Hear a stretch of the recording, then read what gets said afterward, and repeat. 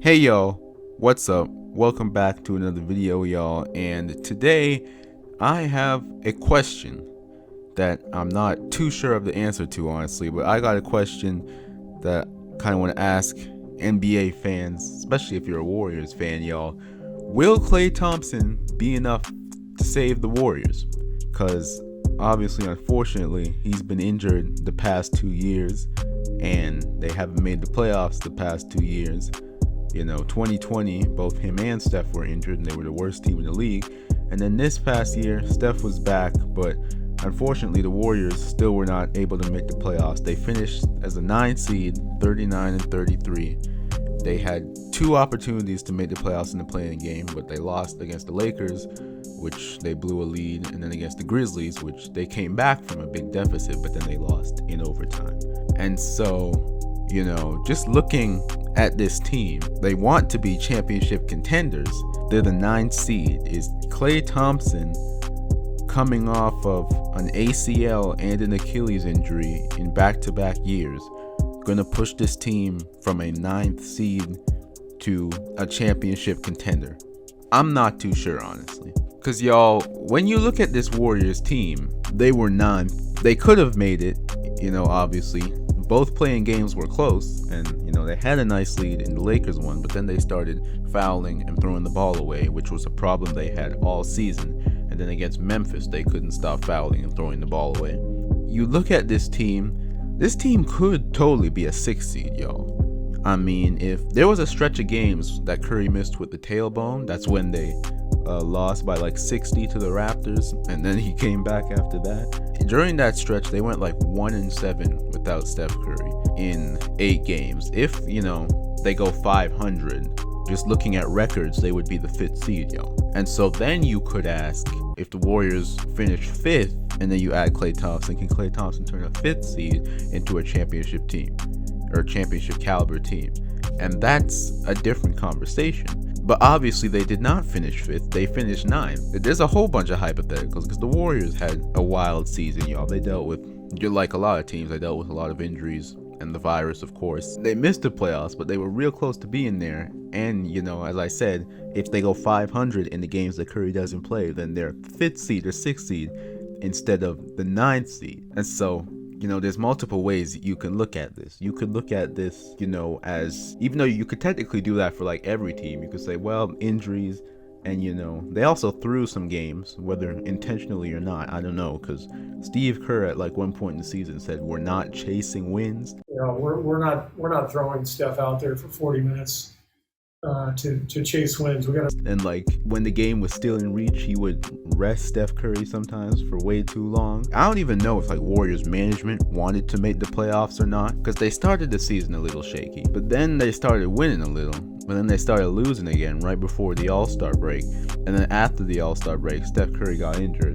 and then they go 1-7. And so then it's like, okay, are we making the playoffs now or are we not? Because they were the 10th seed at one point, a few games back. I honestly don't even know if Warriors management wanted to make the playoffs, because things they said throughout the season, the way they handled certain things, was a little questionable from a team that wanted to contend with the title. And y'all, there was a bunch of games this season they blew. Like that one game near the end against Boston where Curry had like 40-something points and they had a nice lead, but then they started fouling and turning the ball over, and then Boston ended up winning. There was a game against Washington, I remember. They had a nice lead like in the 4th quarter, but then they blew it. They allowed a 4-point play, I believe, when they were up by 3 with just a few seconds left. And then Wiggins missed the layup to tie, I think, or take the lead. And then they had one last chance, and then Damian Lee, I'm pretty sure, threw the ball away. There was another game, I remember, y'all, against the Spurs. Draymond pulled up from half court, down 3 with just seconds left because he thought he was going to get fouled. There's another one against the Hornets. They had like a 2-point lead with just a few seconds remaining, like not like a minute or nothing. They had 2-point lead, I'm pretty sure under 10 seconds remaining, and then Draymond got 2 technical fouls, and then so Hornets tied it up on technical free throws, and then they held the ball for the last possession and then won it at the buzzer. And so they've blown so many games in really wild ways like that. Maybe they're not in the play-in if Draymond doesn't get those technicals, or you know, if a few more layups are made. But you could say that for every team, obviously. You know, this person didn't miss this layup and they would have won because they only lost by 1 or something.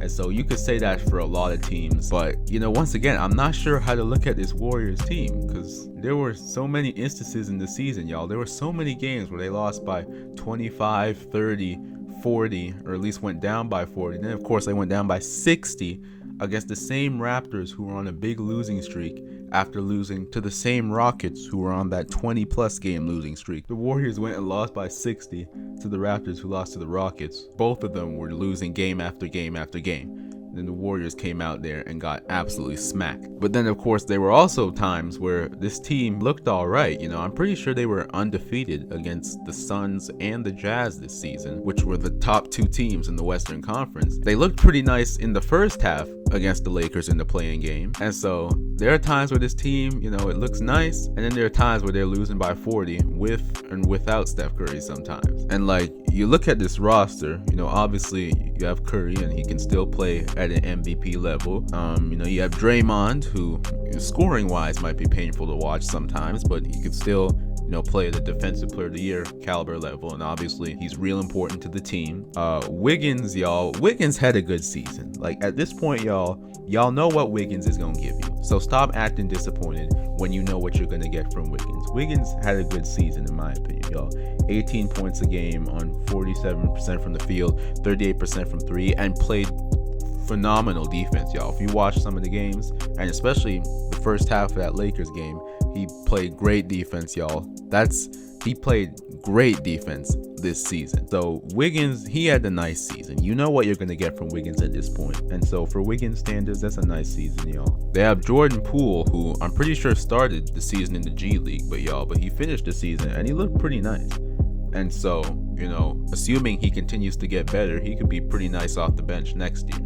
They got Pascal, who was injured for a lot of this year, but he's solid off the bench as well. Oubre also got injured at the end of this year, and he probably won't be coming back next year. And so maybe they could use him as, you know, an asset in a sign-and trade, possibly. And then, of course, y'all, their second overall pick from last year, their center, James Wiseman, who also got injured near the end of the season. He got injured near the beginning of the season, too.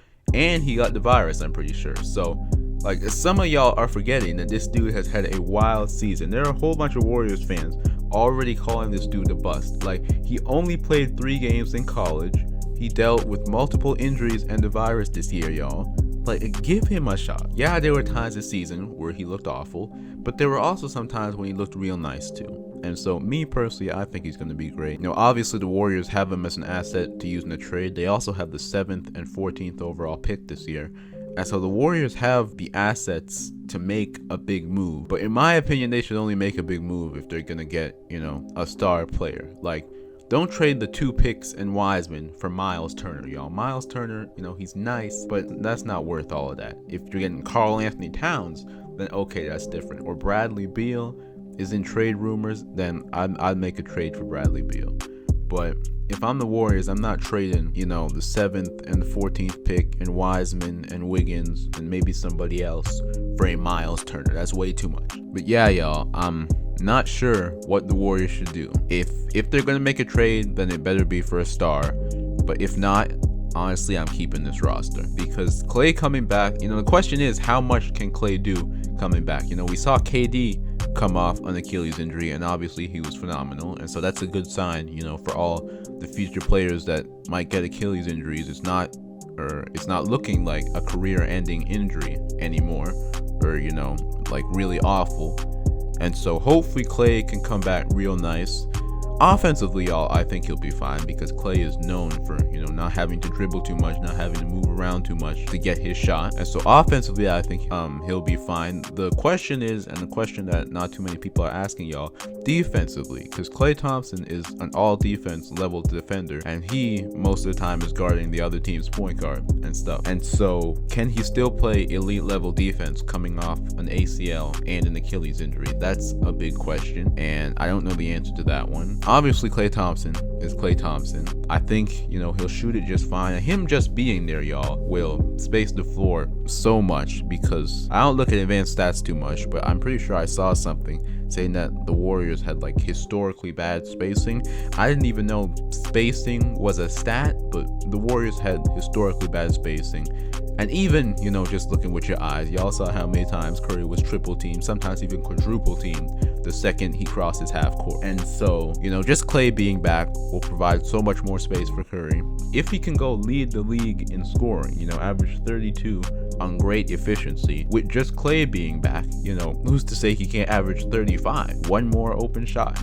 Klay being back will most definitely help out this team a lot. Will it bring them from 9th seed to championship contenders like they want to? I don't know. That relies a lot on not just Klay's offense being back, but Klay's defense being back. Draymond maybe scoring a little bit more. Poole improving, which I think is a safe bet. But we'll just have to see. We'll just have to see. The Warriors should definitely make the playoffs though, with Klay back. And if the Warriors aren't so bad in the games Curry missed, then they definitely make this playoffs, y'all.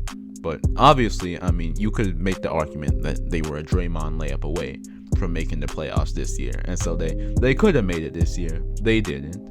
Next year with Klay back, they definitely should. But it's going to be interesting to see, can they be a championship contender? Because that seems to be what the organization wants. But will Klay Thompson, with this current roster, be enough to push them from 9th seed to a championship? We'll have to see. But yeah, y'all. Anyway, hope y'all enjoyed this video. What do y'all think? Post in the comments. You guys think the Warriors can potentially win the championship next year by just adding Klay Thompson? We'll have to see.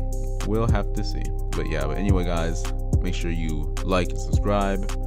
And yeah, see y'all in